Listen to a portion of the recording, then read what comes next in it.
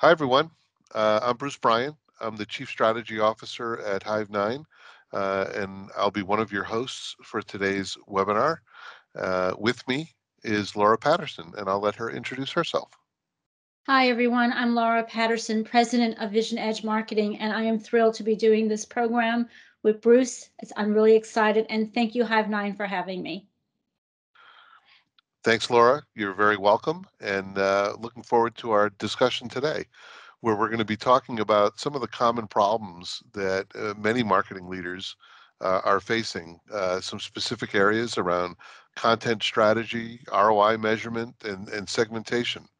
And what we're going to look at is kind of a unique perspective on some of these issues, because we want to look at how they might be resolved by first moving back and looking at deficiencies in your planning process that could be contributing factors to the specific issues that we're going to talk about. If you're struggling to survive in a constantly dynamic and changing market environment, by focusing on one or more of the individual components of your marketing plans, we want you to take a step back and look instead at the plans themselves, and you might find it easier to resolve some of your other pain points. When we think about the image on the screen right now, it can sometimes seem a little bit daunting, or for some of you, a little bit old school.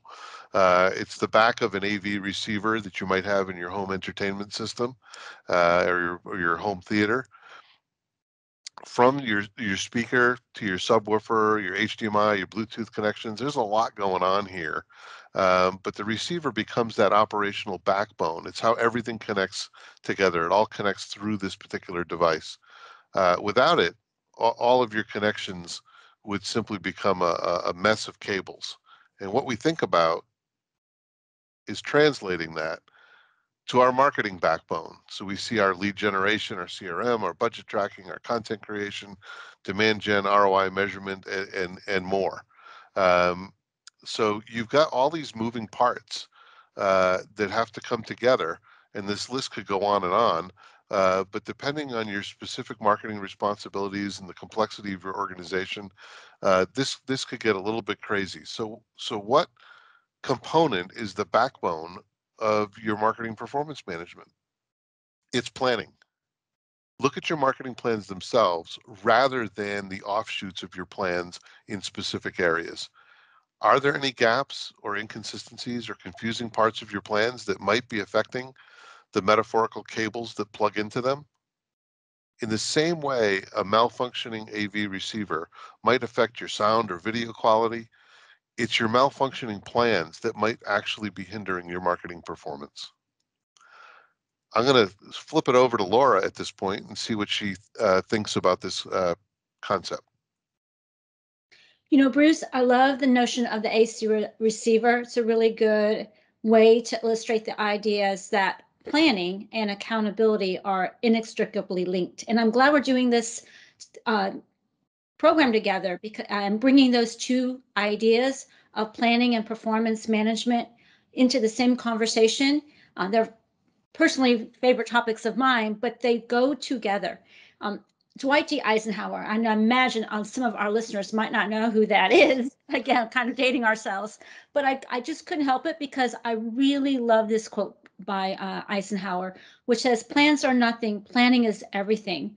And the primary takeaway I have from this quote is that without planning, a plan becomes merely a list of action items.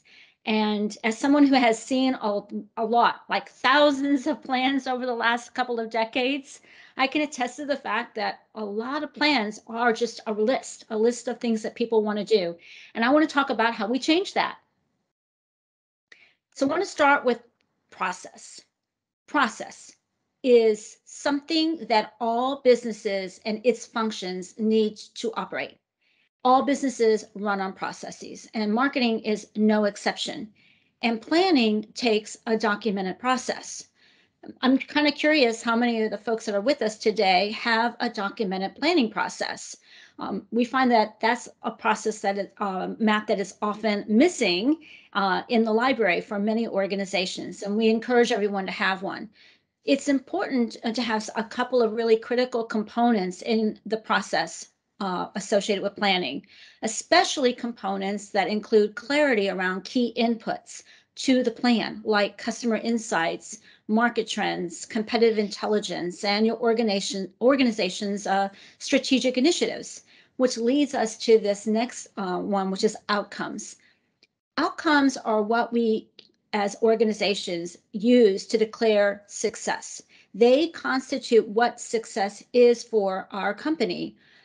They need to be quantifiable and they need to be customer centric in order for marketing to craft a plan that is aligned to the business and will move the needle. It's these outcomes that provide the foundation for the objectives that in the marketing plan. And again, it's sometimes a huge disconnect between outcomes and objectives. I want to remind all of us in marketing that we don't market to buckets of revenue. We market to customer and market segments, which we'll talk a little bit more about shortly. But marketing objectives need to be measurable and reflect how marketing is going to impact and contribute to the outcomes. And this then leads us to strategy. Strategy is how we're going to get the outcomes and objectives achieved. I know a lot of people, when I see plans, have things like PR, content, social as their strategy. Folks, these are not strategies, these are tactics. We really don't have time to go into strategy today, and I think it would be a great topic down the road and maybe worthy of another conversation. But some examples of marketing strategies might be like for product, it might be bundling, or for customers, it might be ambassadors. So those are some ideas maybe to get you thinking differently about strategy. I'll send it back to you, Bruce. Thank you, Laura. Before I move on to this next track, I do want to add to what Laura just said, and just maybe not add but highlight just how critical everything she just said is to the foundation of solving some of the problems that we're going to look at today. If you think about what she just said about strategy and about outcomes and about a process to putting this together, that's putting you in a position to not come face to face with some of the problems we're going to discuss in the first place. So really, when we're thinking about getting into the details on this next section, take a step back and think about what Laura just said, because that's foundational. That's what's going to get you on the right track to begin with. Now, three of the common areas that we decided we wanted to just give as examples. These are not the only three. These are not the biggest mistakes people make in planning or anything like that. These are just three really common areas that, in our experience, our customers and our prospects have told us that they struggle with, and that's what we're going to focus on today. So we're going to focus on content creation, content strategy, content utilization as one of the things that are kind of a detailed execution problem that people are trying to solve. For the second one is ROI measurement. How do I tell if what I'm doing is working, and how do I prove that to everyone else who's looking and people who want to give us money to work with? We have to be able to make that case. And then finally, segmentation. Thinking about segmentation at time of execution drives me crazy, because when you think about measuring performance, it is the context of that measurement that matters. So did I perform as well as I was hoping to perform is really what we're trying to assess. And if I don't have my segmentation set up in the first place on assessing how we want to perform, what good is it going to do me on the back end if I start thinking about it at that point? That being said, let's start with content creation. A common issue that marketing organizations face is obviously delivering the right content at the right time to the right audience. According to Gartner, marketing teams are spending upwards to 30% of their budgets on content creation, whether that's internally or through agencies. It's still a big chunk of that budget. However, less than 40% of marketers who do content creation have a defined and documented strategy in place that is governing what they're producing. So it's no wonder that we find organization after organization telling us that so much of their content is underutilized, and they feel like they're building things that go on a shelf. This is because of a lack of a defined and documented strategy, and we're seeing that in a lot of places. So let's get specific. Let's say you're looking to consolidate your content from all your brands across the US and promote that content to certain clients in specific geographies. If your plans are built by teams in spreadsheets, PowerPoint, Google Docs, sticky notes, and so forth, a lack of structure is going to probably impact your ability to aggregate this content and know what to deliver and when to deliver it. After all, spreadsheets were developed to organize and manipulate numbers. They weren't built to juggle marketing campaigns divided by geography and other complex segmentation. One way to think about fixing this problem is to establish a structure through which marketers can get all of their teams on the same page before they even begin to create and to deliver content. One of the things you should think about establishing is a consistent planning hierarchy across your marketing organization. Lay out exactly what constitutes your hierarchy and how each component ties back to an overall strategy. By doing this, you bring the common language to marketing planning across the entire organization, anchor points which marketers can then create content and know it's pointing toward the right strategy. Now, the structure that we're seeing here is broken up into four very significant components that each have a purpose, and it's flexible enough that you can build it into other areas. So the plan itself is typically at the highest level, typically tied to a budget owner. In a larger organization, you might have specific geographies or business units that have their own plan, depending on the complexity that you're dealing with. We come down a level, and that campaign layer, whatever you call this layer, it should be that second tier down should be really about your theme or message. For Hive 9, it's Hive 9 helps marketing leaders plan, predict, fund, measure, and improve. And that's kind of a messaging layer for us. And then we would build the programs off of that. Now, if you've got, again, a more complex environment, you could add campaign categories and groupings at that level to give you that additional granularity. We get down to the program layer, and this is where you should be thinking about objectives. What am I trying to accomplish within that campaign? Is this about brand awareness? Is it about sales enablement, customer advocacy? Where within that theme our objectives are going to be held? And again, if I need to take, say, my customer advocacy, my onboarding, my growth and retention programs, and lump them together, I could have a customer programs family within that so that I can be better organized. Finally, we get down to your tactics or activities. These are the building blocks. This is what you're actually going to do. And this is where you need to articulate what those are going to be. This might be the within an events program. It might be the actual event itself, but it might also include the pre and post emails and communications around that event, so that we have the complete list of tactics. This is where you're going to hit your third-party expenses. This is where you're going to actually develop and create the assets at this level. Now, for you, that structure, you might need to rename some things and customize it and make it your own. But the point isn't to use the structure that I just laid out. The point is to have a structure and to have that same structure get used across the organization. So if you move resources around, they all know how to talk to each other.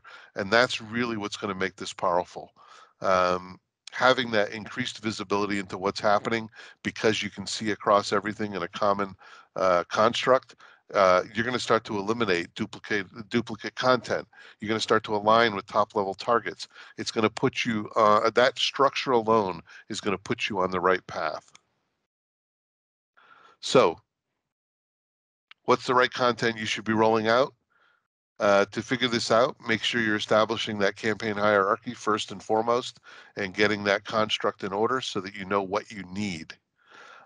From here, we're going to now let Laura chime in on how to get your content right. So once you've got that construct which you're going to live in correct, how do you get the content itself right?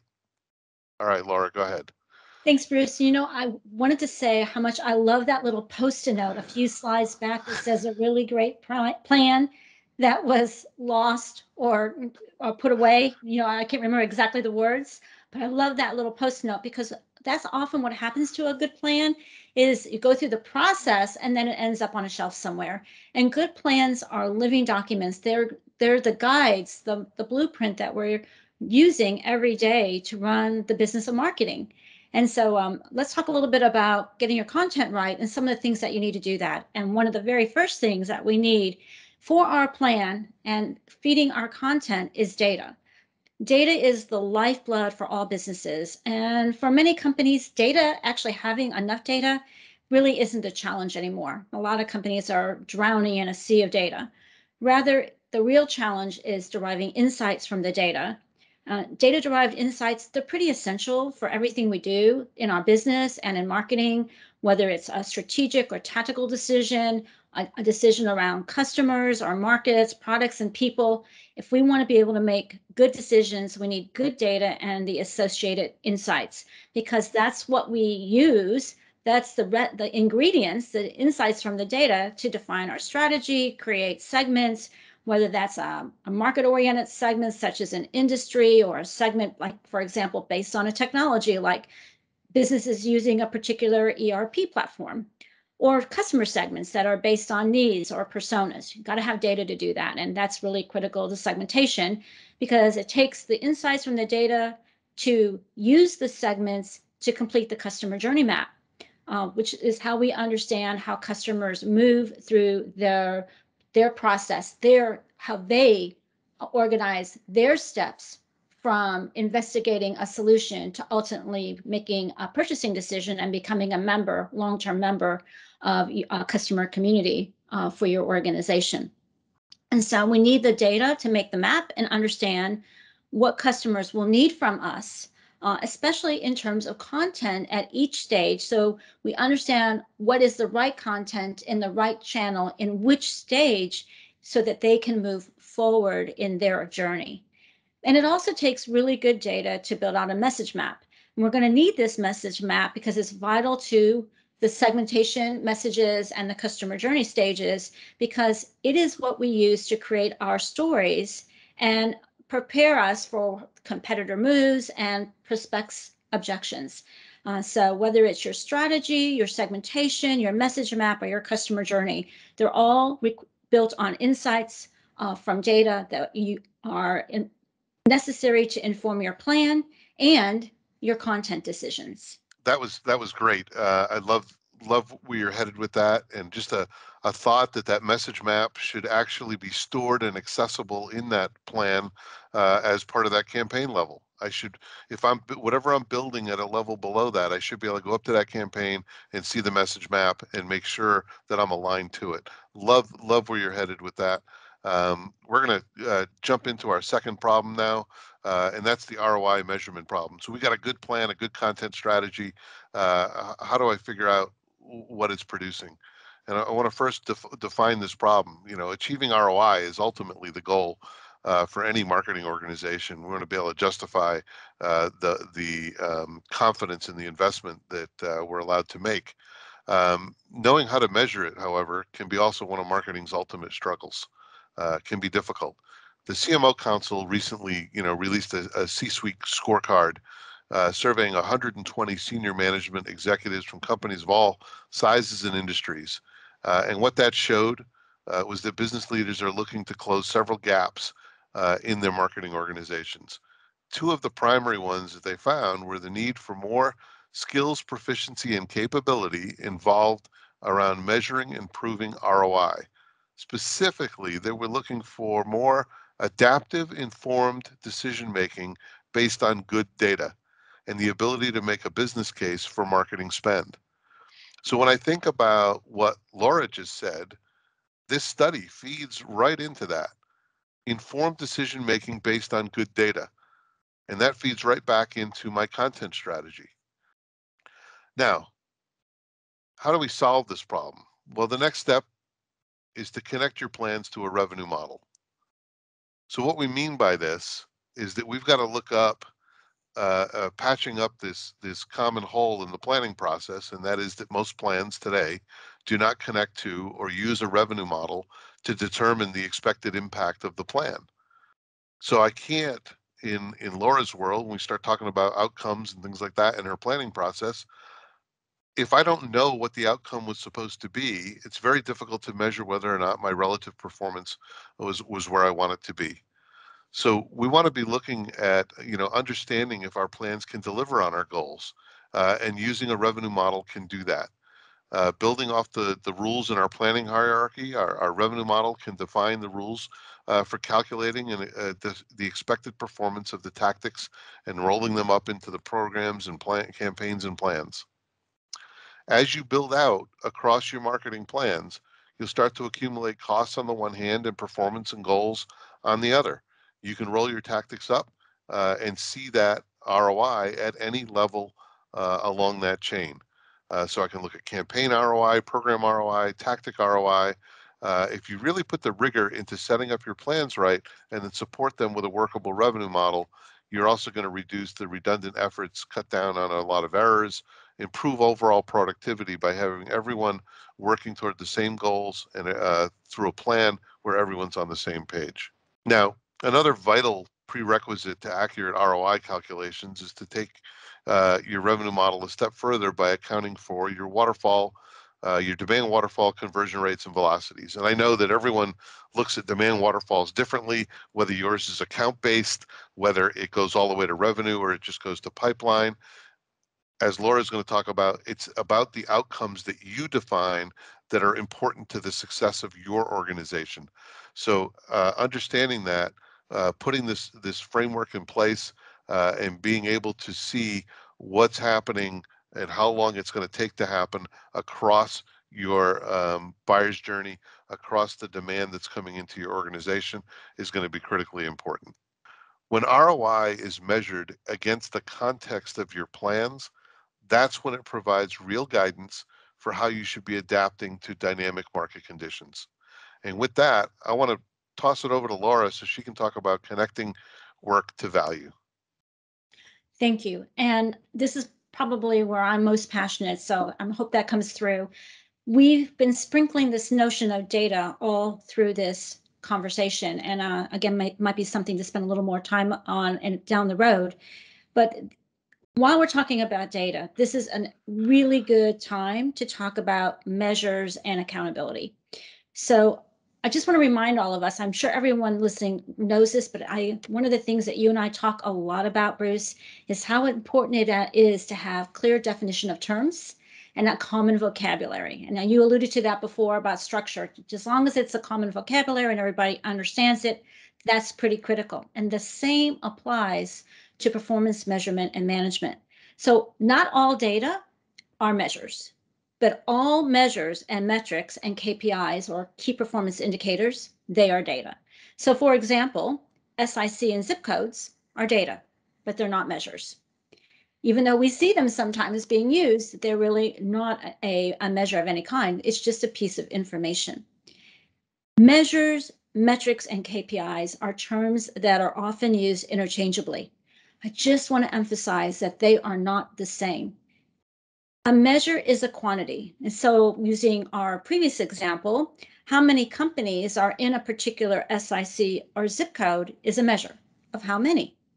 We really can't connect that back to performance or value in any way, but it is a measure. It is not a metric. A metric is a standard of measurement, and it provides some insight into performance. And there are a lot of metrics out there that people are very familiar with, and we will talk about that in just a second. But first, I want to just, for example, like email open rates. That's a metric. Because we have general agreement, there's been lots of research done by various companies across all kinds of industries on what constitutes a good open rate. So we can see how we're performing against a standard. Open rate, however, is not a KPI. And even though a lot of people will use it as a KPI, it is definitely not a KPI. KPIs are very special metrics, and we don't need a lot of them. And I'm always amazed at how many companies have a plethora of KPIs. In a moment, we'll talk about dashboards. Think of KPIs as a health metric. That is something that we can and want to monitor and change and is changeable. That's really important about a KPI, is that it is changeable. So let's use an example that everyone's familiar with, and then we'll apply it to business. Blood pressure is a health metric that is a KPI. We have what we call acceptable operating parameters for blood pressure based on age and gender and a variety of other things. And when it is out of whack, it's a really bad thing because it might lead to a stroke, and nobody would want that, right? So we want to monitor and make sure that we keep it in line. We will take action if it is out of these acceptable operating parameters, especially for any particular length of time. A company KPI that is relevant to marketing might be something like market share. That would be a good example of a good KPI.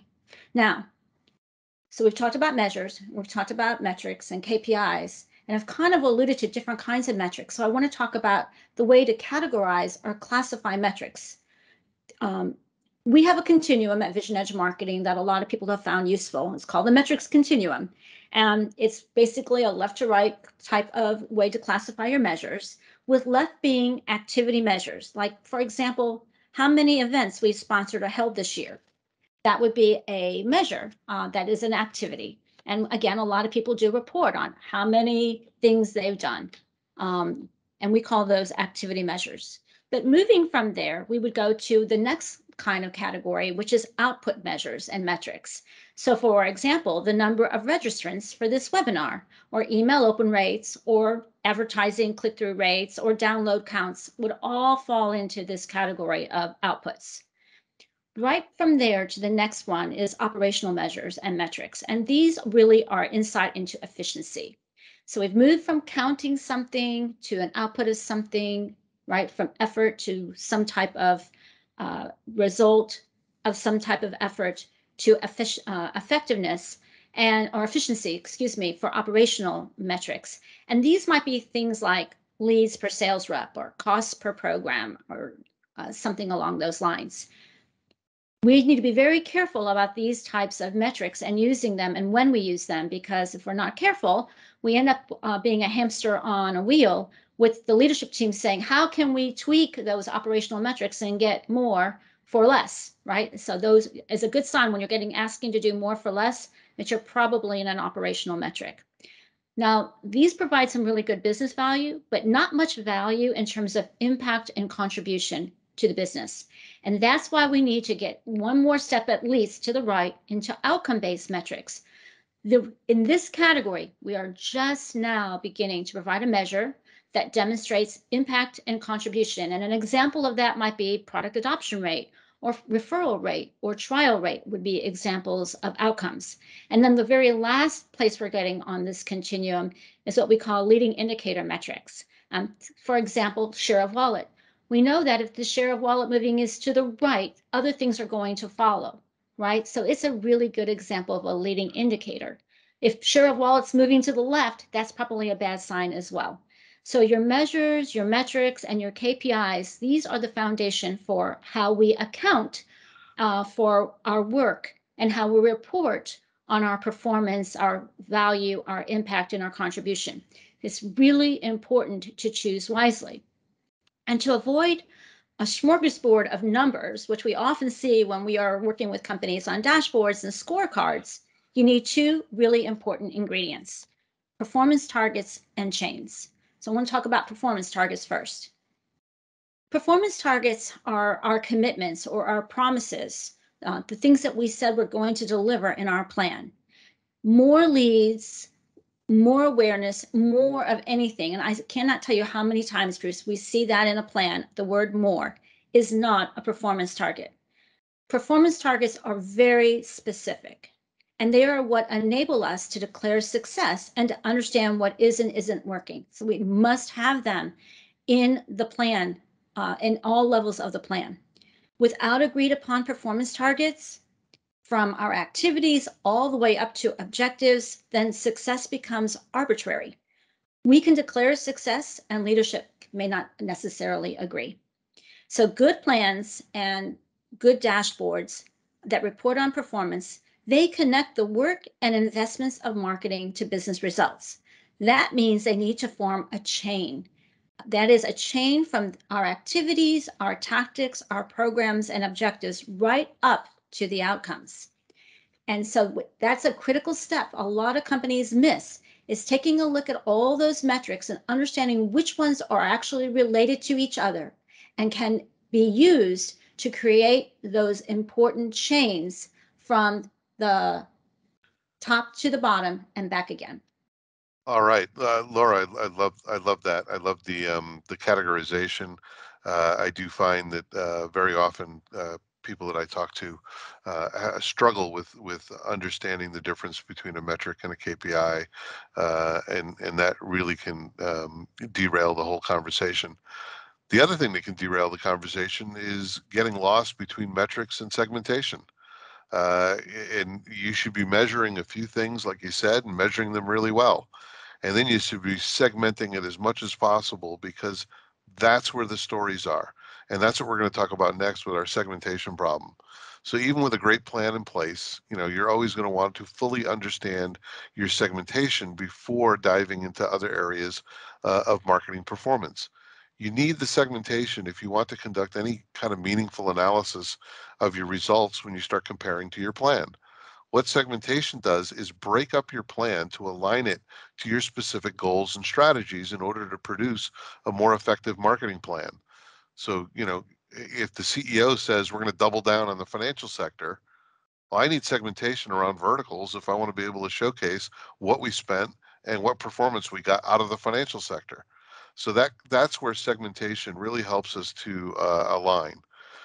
To describe, the importance of segmentation, Forrester uses an analogy of a jigsaw puzzle, and that's what we're seeing on the screen here. Before you try to put all the pieces together, you might first separate them by commonalities, whether it's their color, their shape, or their size. In the same way, for marketing, it's a lot easier to more effectively target the right people with the right messaging and content when you first separate them by certain characteristics. And that's really what we're talking about with segmentation. According to their research, almost a third of marketers are saying that linking insights to specific segments is a top obstacle to applying measurement and analytics. And I would argue, Laura, that that is because they're not doing it up front at the plan. When you I wait would until the agree. back end, you don't have the data in the right construct, and you don't have the plans spread out the right way, so you can't do comparative performance.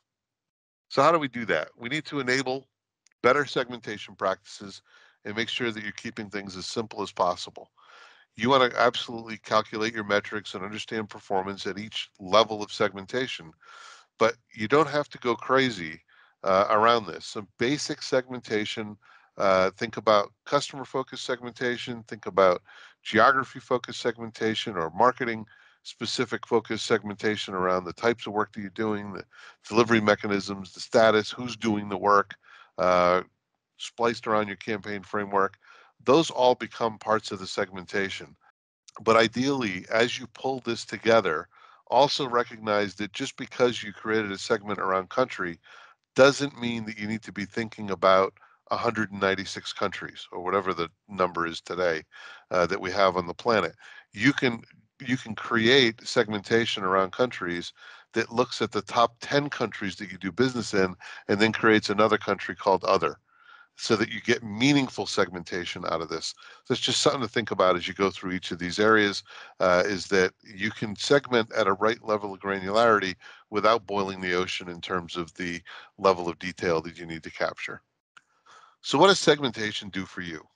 Segmentation is what tells the story. That's where the story is in the cohorts. And a cohort is a specific, typically an intersection of multiple segments coming together. They form a cohort, and we want to understand how that cohort behaves. So oftentimes when I talk to organizations and they're looking at performance and they're saying, you know what, we were fairly close to where we needed to be, but I would have liked it to have been a little bit better. When they break it out into segments, they find that, you know what, our messaging to the CFO audience in Europe did not take. Something is missing in that messaging because we're underperforming across the board with that particular audience segment. So by having the segmentation built in, I split my performance apart and I can see we're doing really well in one place and not so well in another. In aggregate, it looked like it was a wash. But when we get into the cohorts, we're going to find opportunities for improvement. and some of them are going to be big opportunities. And that's what segmentation can do for you. Now, don't panic. Getting your marketing plan structured and in order is critical to your marketing performance success, and therefore it needs to be done before you address some of these other issues. Even if you have the latest and greatest TV and stereo system, your home theater experience won't live up to your expectations if you don't have a receiver and have it up to par and connected to everything. Plan first, then plug everything else into your plan when you're ready, and that'll put you in a much better place. I want to get some final thoughts from Laura. Bruce, I just want to emphasize how important segmentation is, and everything we do in marketing is to connect with, engage with customers at some particular point on their customer journey. And all of that needs to be in the objectives in a very quantifiable, measurable way in order for us to do the work that we've been talking about around content and connecting our work to business results. You know, one of the things that we like to do at this point in a conversation is let people take a moment to think about what's one idea that they've gotten from this conversation.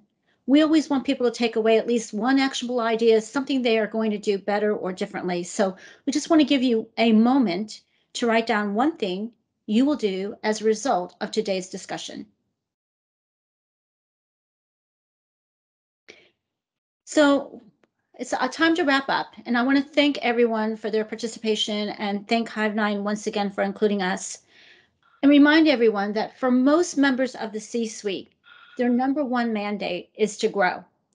And marketing is the company's growth engine, not demand gen engine, not lead gen engine, not sales enablement engine. Yes, we need to do those things, but the growth engine.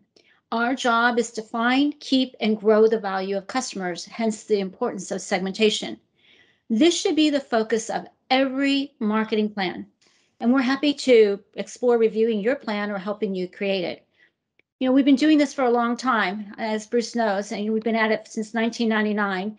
And our customers find that we take a very collaborative approach, and we'd love to collaborate with you to be able to help you accelerate profitable customer-centric growth through analytics, strategy, process, and performance measurement and management. Come tap into our expertise so you can foster faster, more confident decisions, organizational alignment, operational excellence, and to build those critical skills for your team. Thanks for taking the time to be on the journey with us today. Thanks, Laura. And as Laura just alluded to, we want to help you fix this. If any of these problems resonated with you, we'd love to be that partner.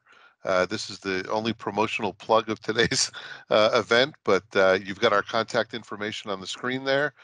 You've got some website resources that you could jump into. We'd love to hear from you, and we'd like to work with you in the future. Thanks for tuning into Hive9 and Vision Edge Marketing's discussion on marketing planning. We appreciate your time.